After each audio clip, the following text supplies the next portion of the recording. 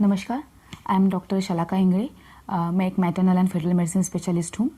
आज के वीडियो में मैं आपको जानकारी दूंगी कि हेल्दी प्रेगनेंसी के लिए कौन सा आहार लेना चाहिए और न्यूट्रिशियस डाइट प्रेगनेंसी में क्या होता है और कैसे आपको वो आहार लेना चाहिए। हेल्दी फूड लेना, न्यूट्रिशियस फूड कंज्यूम करना प्रेगनेंसी में बहुत ही इम्पॉर्टेंट है, क्योंकि प्रेगनेंसी से लेके डिलीवरी के 6 महीने बाद तक बेबी पूरी तरीके से मदर पे डिपेंडेंट है उसकी न्यूट्रिएंट्स की रिक्वायरमेंट के लिए। इसीलिए जब भी mother nutritious food, healthy food consume करती है तो उससे मदर के हेल्थ को तो बेनिफिट होता ही है, उसके साथ साथ बेबी की ग्रोथ एंड डेवलपमेंट के लिए भी वो बहुत उपयुक्त होता है। इसलिए जब भी प्रेग्नेंट लेडी एक न्यूट्रिशियस आहार लेती है तो वो अपने बच्चे के लाइफ के लिए एक सबसे बेस्ट स्टार्ट दे सकती है। आज की वीडियो में मैं आपको हेल्दी प्रेगनेंसी के लिए कौन सा हेल्दी फूड खाना है और उसका इम्पोर्टेंस क्या है उसके बारे में कुछ इम्पोर्टेंट टिप्स दूंगी। हर प्रेग्नेंट लेडी में जो सबसे कॉमन एडवाइस रहती है कि अभी तुम प्रेग्नेंट हो, तुमको 2 लोगों का खाना खाना पड़ेगा, तुमको बेबी को भी न्यूट्रिशन जाना चाहिए, ये एक मिसकंसेप्शन है। ईटिंग फॉर 2 का मतलब है कि आप कितना खाते हैं ये इम्पॉर्टेंट नहीं है, आप क्या खा रहे हैं और वो कितना खा रहे हैं ये इम्पॉर्टेंट है। आप जो फूड ले रहे हैं क्या उससे आपकी और आपके बेबी की न्यूट्रिशनल रिक्वायरमेंट्स पूरी हो रही है या नहीं, ये इम्पॉर्टेंट है। प्रेगनेंसी में पहले 2 से 3 महीने में कैलोरी रिक्वायरमेंट्स ऑलमोस्ट सेम रहती है जो कि आप प्री प्रेगनेंसी लेवल में थी। असली रिक्वायरमेंट चालू हो जाती है पहले प्रेगनेंसी के पहले तीसरे महीने से। वो होती है एडिशनल 350 कैलोरीज। मतलब अगर आप आपके रेगुलर डाइट में, रेगुलर जो आप फूड लेती है उसमें अगर 1 चपाती, 1 कप राइस, 1 एग या फिर 1 फ्रूट ये ऐड करेंगी तो आपकी ये 350 कैलोरी रिक्वायरमेंट्स पूरी हो जाएगी। तो इसीलिए ईटिंग फॉर 2 का मतलब समझिए। इसका मतलब ये है आपको खाने में ऐसे फूड आइटम्स ऐड ऑन करने हैं जो आपके बेबी की और आपकी न्यूट्रिएंट रिक्वायरमेंट्स को फुलफिल कर सके। तो प्रेगनेंसी में कितना वेट गेन होना चाहिए? प्रेगनेंसी में जो वेट गेन होता है वो आपके प्री प्रेगनेंसी BMI मतलब बॉडी मास इंडेक्स पर डिपेंड रहता है। सपोज आप अगर अंडरवेट कैटेगरी में हैं प्रेगनेंसी के पहले, तो आप जो नॉर्मल वेट कैटेगरी में लेडीज़ आते हैं उनसे थोड़ा सा ज़्यादा वेट गेन कर सकते हैं। नॉर्मल कैटेगरी BMI के वीमेन में 11 से 16 किलो का वेट गेन प्रेगनेंसी में होना चाहिए। जो वीमेन प्रेगनेंसी के पहले ही ओबेज है, ओवरवेट है, उनमें प्रेगनेंसी के दौरान नॉर्मल वेट वाली महिलाओं से थोड़ा सा कम वेट गेन होना चाहिए।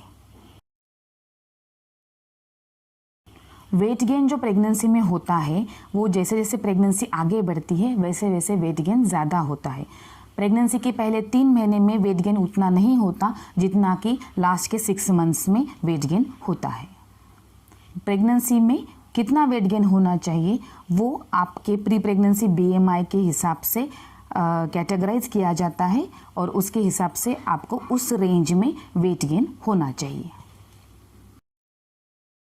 प्रेगनेंसी में बहुत सारे न्यूट्रिएंट्स, विटामिन्स, मिनरल्स की रिक्वायरमेंट्स बढ़ जाती है। उसमें से important nutrient folic acid, calcium and iron के बारे में मैं आपको आज बताऊंगी। फोलिक एसिड आपको ग्रीन लीफी वेजिटेबल्स जैसे कि पालक हो गया, ब्रोकोली, पीनट्स, बीन्स इसमें मिलता है। फ्रूट्स जैसे कि ऑरेंज, बनाना में भी फोलिक एसिड बहुत ज़्यादा मात्रा में होता है। जनरली प्रेगनेंसी में 600 माइक्रोग्राम पर डे इतना रिक्वायरमेंट रहता है फोलिक एसिड का।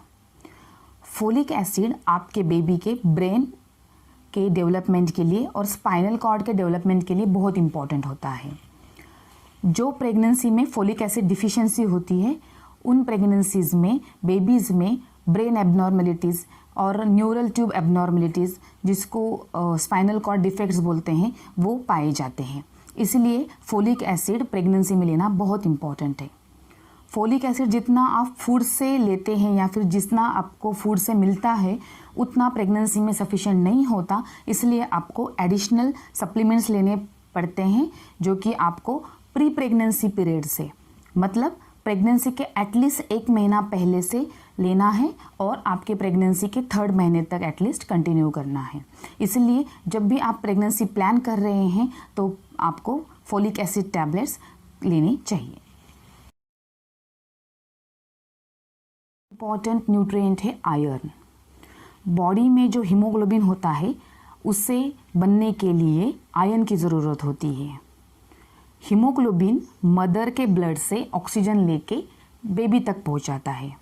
इसीलिए जिन महिलाओं में आयरन की डिफिशिएंसी होती है उनमें अनीमिया होता है और ऐसी कंडीशंस में मदर से बेबी तक का ब्लड फ्लो कम जाता है, ऑक्सीजन कम जाता है, जिसकी वजह से बेबी में वेट कम होना, ऐसे प्रॉब्लम्स होते हैं। मदर को भी प्रीमैच्योर लेबर स्टार्ट होना या फिर डिलीवरी के टाइम पे बहुत ज़्यादा ब्लीडिंग होना, ब्लड लगाने की ज़रूरत पड़ना, फीडिंग में डिलीवरी के बाद प्रॉब्लम्स आना, ये ऐसे बहुत सारे प्रॉब्लम्स होते हैं। इसीलिए आपको प्रेगनेंसी के टाइम पे ऐसे फूड लेने चाहिए जिसमें आयरन अच्छी मात्रा में हो।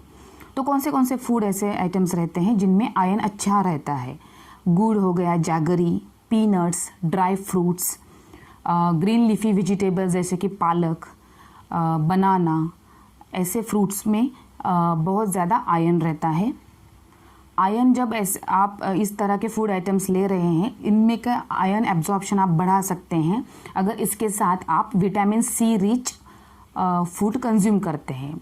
फॉर एग्ज़ाम्पल अगर आप नींबू जूस या फिर ऑरेंज जूस इसके साथ अगर जो मैंने अभी बताए आयरन रिच फूड ये लेते हैं तो आयरन का एब्जॉर्प्शन ज़्यादा हो जाता है और अच्छी तरीके से आयरन आपकी बॉडी में एब्जॉर्ब होता है।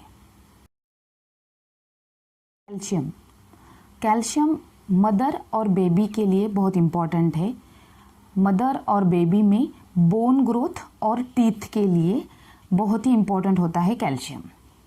कैल्शियम आपको मिलता है मिल्क प्रोडक्ट्स जैसे कि cheese, paneer, soya milk, beans, sprouts या फिर सोयाबीन, इसमें बहुत अच्छी तरीके से कैल्शियम रहता है। एग, मीट, अगर आप नॉन वेजिटेरियन हैं तो इसमें भी बहुत कैल्शियम रहता है, जिसकी वजह से आपको फूड में, आपके आहार में ये फूड आइटम्स इन्वॉल्व करने चाहिए। हमने देखा कि प्रेगनेंसी में कितना खाना है, वेट गेन कैसे होना चाहिए, कौन से इम्पोर्टेंट न्यूट्रिएंट्स है और वो कौन से पदार्थों में हमें मिलते हैं। तो अभी हम देखेंगे कि आपको डेली आपका खाना कैसे खाना है और उसका पैटर्न कैसे बनाना है। तो नेक्स्ट इम्पॉर्टेंट टिप है, आप एक अपना मील पैटर्न बनाइए। तो मील पैटर्न मतलब क्या? मील पैटर्न मतलब आप दिन में क्या खा रहे हैं, कितना खा रहे हैं, कौन से टाइम पे खा रहे हैं, इसका एक स्केड्यूल बनाइए, इसका एक टाइम टेबल बनाइए जो आप इजीली फॉलो कर सके, ऐसे बनाइए। जो फूड आपके घर में इजीली अवेलेबल है उसको इंक्लूड कीजिए आपके डाइट में और एक फिक्स टाइम रखिए कि दिन के इस टाइम में आप ये खाएंगी, इतने बजे ये खाएंगी। इसे बोलते हैं स्प्लिट मील पैटर्न, मतलब आप थोड़ा थोड़ा खाएंगी और पूरे दिन के ड्यूरेशन को डिवाइड करके थोड़े थोड़े टाइम के बाद आप थोड़ा थोड़ा खाना खाएगी।